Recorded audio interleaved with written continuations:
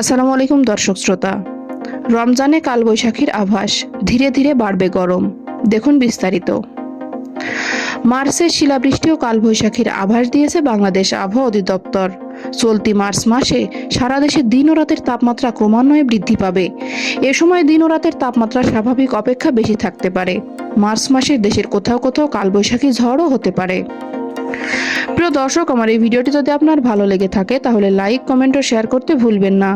আর সবার আগে এমন সব গুরুত্বপূর্ণ তথ্য পেতে চাইলে আমার চ্যানেলটি অবশ্যই সাবস্ক্রাইব করে বেল আইকনটি বাজিয়ে রাখুন। ধন্যবাদ। এছাড়া এ মাসের শেষের দিকে দেশের পশ্চিম ও দক্ষিণ পশ্চিমাঞ্চলের উপর দিয়ে একটি বা দুটি মৃদু থেকে মাঝারি ধরনের তাপপ্রবাহ বয়ে যেতে পারে।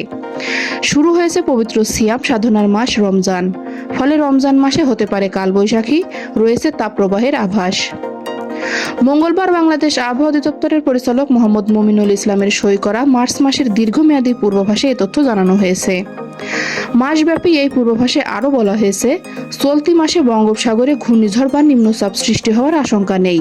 তবে দেশে 2 থেকে 3 দিন বজ্র ও শিলাবৃষ্টি সহ হালকা থেকে মাঝারি ধরনের বৃষ্টি হতে পারে।